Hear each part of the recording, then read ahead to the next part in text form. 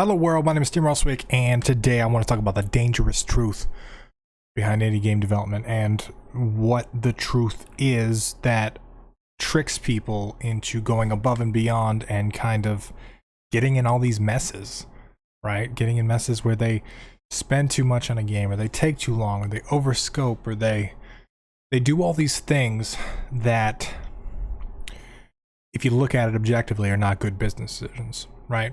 Why do people overextend themselves? Why do they go so hard on something that from the outside perspective clearly wasn't going to work? Well, it's crazy because this is something that I've been susceptible to a lot. I'm sure a lot of us have. I think my theory is that everyone's susceptible to this, but I've learned a few things in my time at YouTube that you never want to say everyone because surrounded by a bubble of people. But I was watching the TV show Catfish the other day, randomly. I found it on Hulu. And it's basically where people try to start online relationships. And the person that is in a relationship with them usually has like false profile pictures, right? And I was actually a victim of this back in the day. And actually, I made a whole game about it. Philophobia, the Fear of Love. You can check it out on Steam. It took me 4 years to make that game. And it started with that, but it became about a lot more. It became about abuse. It became about emotional abuse and trauma and all the kind of shit that I went through in it. But it made, like, I was watching the show and I'm just like, what?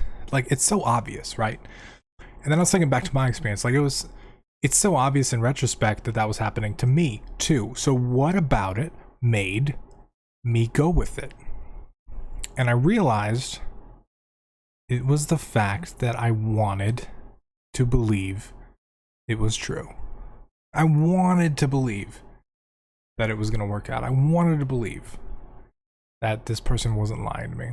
And thinking about that, I was like, yo, you know what? That applies to entrepreneurial success too. That applies to game development. That applies to indie game development. Why do people spend 4 years on projects? They want to believe that they're going to be successful. They want to believe they're going to sell 1 million copies. Why do people overscope the game? They want to believe that that's the right choice, right? They want to believe that they spend more time on something and it gets better. In my experience, I found the opposite, right? This human thing, this like want and need to believe in stuff can kind of dilute our perception. It can make us susceptible to things that we thought we wouldn't be susceptible to. We all laugh at these like Nigerian scam emails that we get, right? Email, hello, you are the benefactor of $10 million. I need to talk to you. Okay, I'm gonna send you a check for $10 million, but I need to pay postage, so I need you to send me 2,000. Some stupid shit, right? Nobody's gonna fall for those. But guess what? People do. People do. Because why? They want to believe that it's true. And that fucks with your clarity when you want it to be true so bad. It messes with your brain.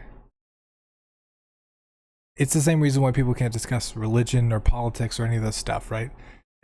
If you got two opposing sides together, they don't get along. We've seen this in the United States for the past, couple years. Like,